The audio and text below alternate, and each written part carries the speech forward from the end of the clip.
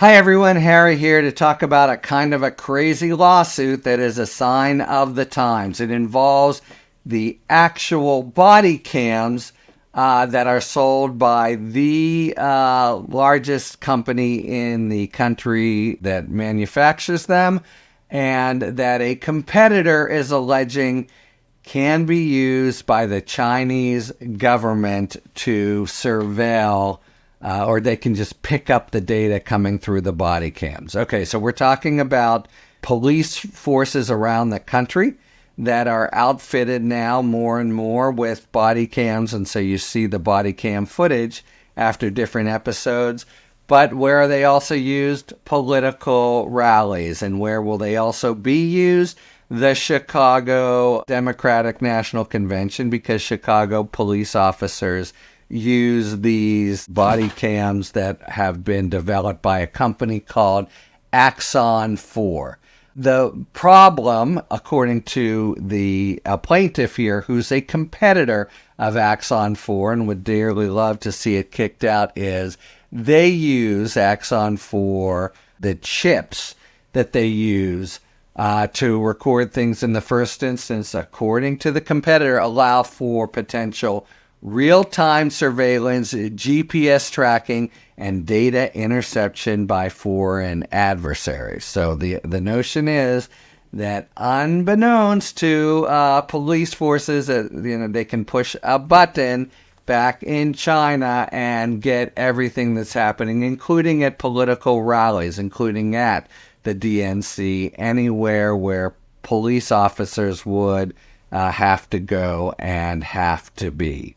Okay, the Axon 4 folks say, all right, we do use these chips, but we don't do anything that would permit the data to go anywhere else. We, the customers, have and they control all the data.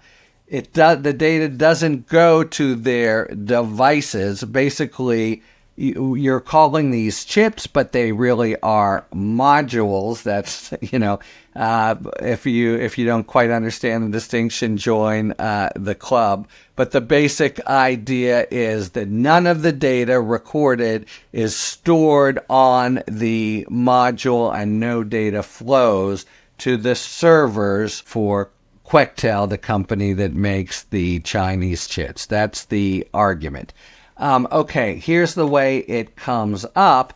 This smaller company that is a competitor, they're called Government GPT, has a general lawsuit in antitrust. And it's saying that they are the unfair competitors is Axon 4. But they have, as part of that, brought an emergency preliminary injunction, a request for a judge to do a real hurry-up hearing and decide in advance of the convention whether or not to ban the cameras from being used because of just this prospect.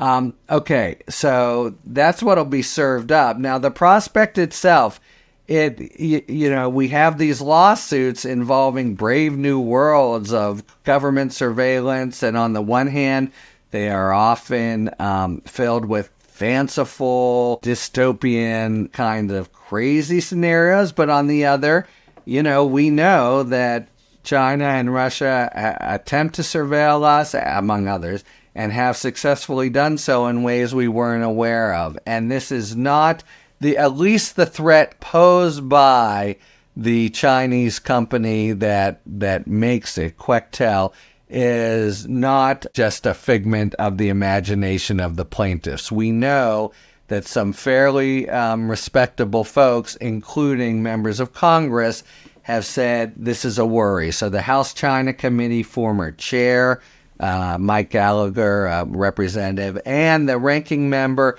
Raja Krishnamurti, who's a very smart, sophisticated person. He has been on on the Talking Feds podcast a few times.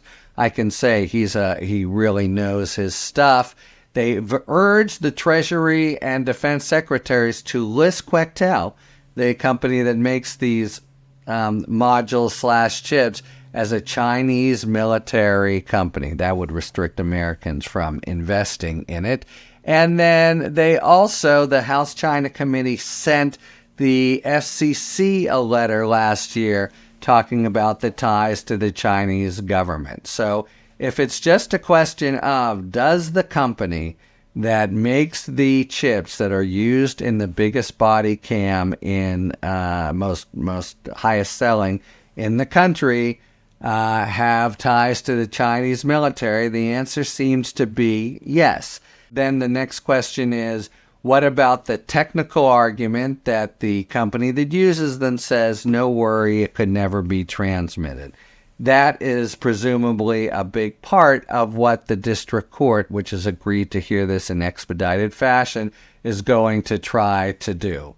But now, let's go to the next step. Let's say there's a risk here. What do you do? It's just an example of the ways in which modern technology creates these high risk, low probability, paradigms. So you're the judge. Looks like they are in fact, Kektel could be, up to no good, but are they? And how do you go about balancing that prospect against, the convention is in a few days. This is the biggest body cam used in the country to sort of just knock it out of the water and the whole national commerce. For a individual district court to do something like that would seem very extreme, and yet the risks on the other side. So to me, and this now I am really, as I hope is evident, out of my depth in the technical knowledge. I'll just close with my instinct, which is, for what it's worth, it feels like even if there's some kind of real risk out there, that the district court would just not have enough of a basis to actually order the officers from the Chicago police force, much less others who are around the country, to stop using this stuff. Normally what you would do in a preliminary injunction is freeze the linebackers, say don't use it, and then we'll go on to a bigger trial. But to do that now involves a real showing by plaintiffs that they're likely to win and there's irreparable injury.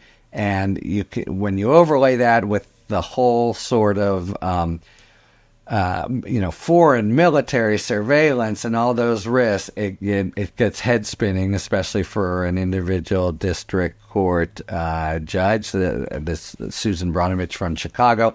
But my best guess is it won't happen. But, just a real illustration of the brave new world and the kinds of exigent, but maybe fully speculative kinds of scenarios that we're called to deal with, and that now even infiltrate into the political campaign.